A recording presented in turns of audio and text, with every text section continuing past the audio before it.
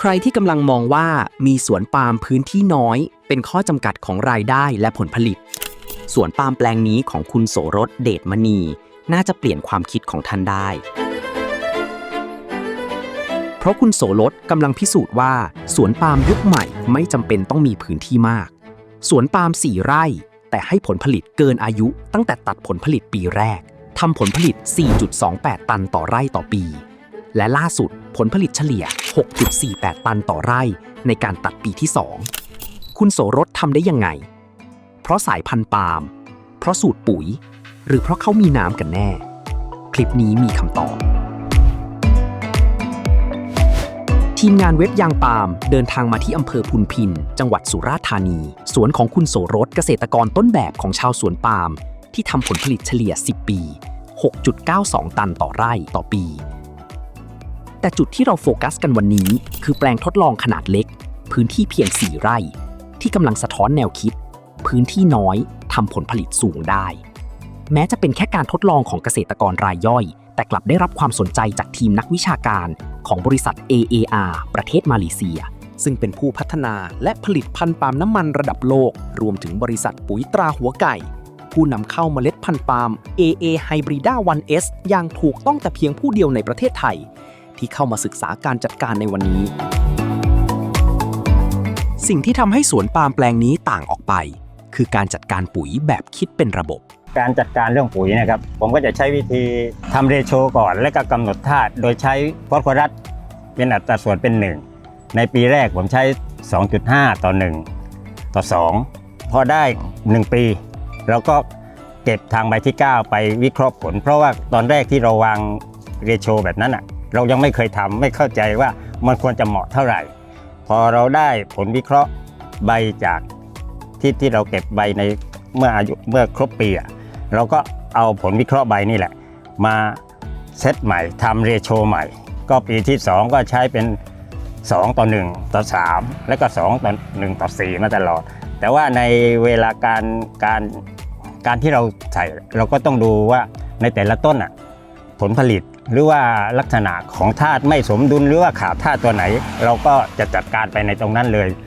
ก็สรุปว่าในแต่ละต้นมันมีมาตรฐานกลางจริงแต่ว่าเราก็ต้องใส่ตามลักษณะอาการของแต่ละต้นครับนี่คือความละเอียดด้านการจัดการที่ทำให้สวนปาล์มแปลงเล็กสร้างผลผลิตได้เต็มศักยภาพปีที่1ของฟอสฟอรัสที่เป็น1ครับ600ปีที่2เป็น900ทุกสัดส่วนเราเพิ่มตามหมดนะครับแต่ว่ายึดตัวนี้เป็นหลักคือ600 900 1,200ปีที่แล้ว 1,500 ปีนี้ขึ้นเป็น 1,800 ถามว่าทำไมต้องใส่แบบนี้ไม่รอผลผลิตเนี่ยคือในปาล์มด้วยอายุขนาดนี้มีแต่ถ้ามันสมบูรณ์ผลผลิตมันจะพุ่งขึ้นคือมันจะไปได้ถึงไหนเรายังไม่รู้แต่ต้องเตรียมความพร้อมให้เสร็จแนวคิดสำคัญของคุณโสรสไม่นั่งรอต้นปาล์มให้ผลผลิตก่อนแล้วค่อยเพิ่มการดูแลแต่ต้องดูแลต้นปาล์มให้พร้อมตั้งแต่วันแรกแม้จะไม่มีระบบน้ำถาวรแต่คุณโสรสเลือกใช้ระบบการจัดการน้ำแบบง่ายๆไม่ต้องลงทุนสูงแต่เหมาะกับพื้นที่สภาพอากาศและช่วงการใส่ปุ๋ยในลักษณะของผมเนี่ยมันไม่ได้เป็นระบบน้ำนะครับแต่เราใช้วิธีการจัดการน้ำทุกคนรู้ครับในคนที่ทำเกษตรว่าน้ำเป็นปัจจัยสำคัญในการให้ผลผลิตแต่มันไม่เป็นเพียงแค่นั้นน้ำเนี่ยเราสามารถใช้เป็นเครื่องมือที่ทำให้ผลผลิตเราดีขึ้นได้เยอะใช่ไหมครับเพียงแต่ต้องทำสม่ำเสมอของผมเนี่ยส่วนใหญ่แล้วก็จะปล่อยเพื่อรักษาน้ำใต้ดินไว้แล้วก็ถ้าช่วงใส่ปุ๋ยอย่างปีนี้ที่เป็นเอลนิโญเนี่ยแรงยาวเนี่ยเวลาเราใส่ปุ๋ยเราก็ต้องรดน้ำช่วยเพื่อให้ปุ๋ยมันละลายถ้าไม่รดน้ำให้ปุ๋ยละลายก็เหมือนเอาเงินมาทิ้งและถ้าไม่ให้น้ำก็มันก็ไม่ได้กินก็ต้องทำไปทั้ง2 อย่างทุกอย่างมันเอื้อกันหมดไม่มีตัวไหนสำคัญกว่าตัวไหนทุกอย่างต้องไปด้วยกันหมดครับอีกหนึ่งปัจจัยที่สำคัญคือสายพันธุ์ที่คุณโสรสเลือกปลูกคือ AA Hybrida 1S จริงๆAA นี่ผมดูใน YouTube มาหลายปีมากแล้วพอ AA เข้ามาผมเลยตัดสินใจเลยคือเราเห็นทรงต้นเห็นทรงทลายอะไรพวกนี้คือใจอยากลองดูแต่ตอนนั้นมันไม่มีกฎหมายเขาห้ามนำเข้าก็พอดีมาทำแปลงนี้มาเลนครปาล์มครับเขาบอกว่าเขานำเข้าเม็ดนี่มารับมาจากบริษัทหัวไก่ที่ไปนำเข้ามาครับก็เอามาปลูกแล้วผมแนะนำผมก็ ตัดสินใจเลยผมต้องรอเป็นปีนะครับในการเปลี่ยนแปลง คือการเปลี่ยนแปลงนี่รอเป็นปีเลยแล้วก็พยายามปรับไปเรื่อยปรับดินปรับโน่นปรับนี่ใช่ไหมครับเพื่อว่าเวลาเราปลูกแล้วเนี่ยการจัดการมันก็ต้องง่ายขึ้น ทุกอย่างที่เราทำมาเนี่ยเราถือว่าโอเคเลยคือมันได้ตามที่เราคาดไว้อะครับ เพราะพันธุ์ปาล์มที่มีศักยภาพสูงตอบสนองต่อการจัดการได้เร็ว เมื่อรวมกับการดูแลที่ถูกต้องและเหมาะสมทำให้สวนปาล์มแสดงศักยภาพออกมาได้เร็ว จากเดิมต้องใช้เวลา 6 ปีกว่าถึงจะได้ผลผลิตมากกว่า 6 ตัน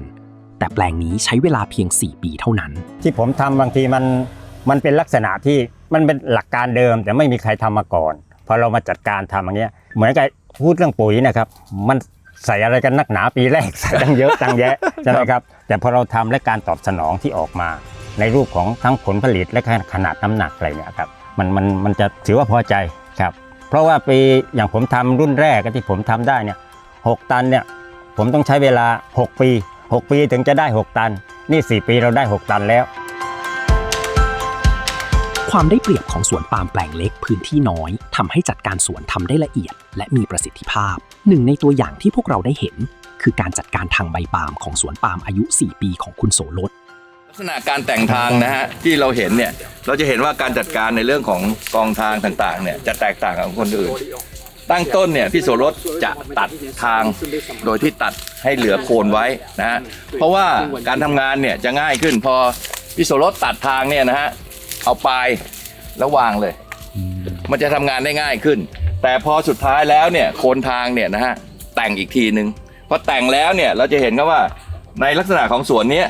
จะเอาประโยชน์จากโคนทางเนี่ยมาปูมาสับเป็นชิ้นเล็กเพื่อที่จะคุมในโคนทางอีกทีนึงซึ่งการจัดการอันนี้เนี่ยสุดยอดแล้วครับไม่มีใครทำแล้วแต่เราได้ประโยชน์เพราะอะไรเห็นไหมพอดูดิครับโคนทางเนี่ยฮะมีออร์แกนิกแมตเตอร์หรืออินทรีย์วัตถุเนี่ยสูงมากแต่ในขณะเดียวกันเนี่ยพอมันมีความชื้นมีอะไรอินทรีย์วัตถุเนี่ยนะฮะจะย่อยสลายได้เร็วกว่าที่เราไปกองแบบสูงขึ้นมานะซึ่งอันเนี้ยเป็นการทำงานที่ละเอียดแต่ได้ประโยชน์ 100% นะครับพอเราตัดทางใบช่วงที่มีใบย่อยครับเอาไปปูแล้วใช่ไหมครับเพื่อว่าเราก็จะมาตัด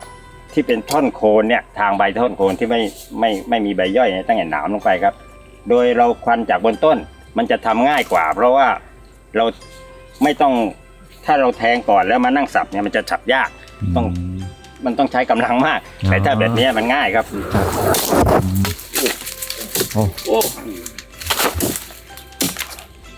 เนี่ยว่าตอนทำจริงใส่ถุงมือนะต้องใส่ถุงมือครับหมดแต่มีดเขาก็ชักเลยนะครับคมดีมียี่ห้ออะไรยังไม่เปิดคมแล้ว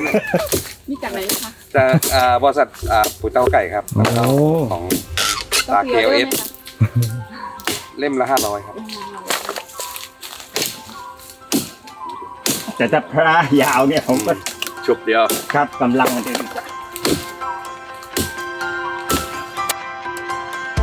สวนปาล์มของคุณโสรสไม่ได้สะท้อนแค่ตัวเลขผลผลิตแต่กำลังฉายแนวคิดสำคัญว่าผลผลิตที่สูงขึ้นเริ่มจากความเข้าใจในต้นปาล์มอย่างเป็นระบบในวันที่พื้นที่ปลูกปาล์มไม่ใช่สิ่งที่เพิ่มได้ง่ายๆสิ่งที่ต้องเพิ่มคือประสิทธิภาพการจัดการ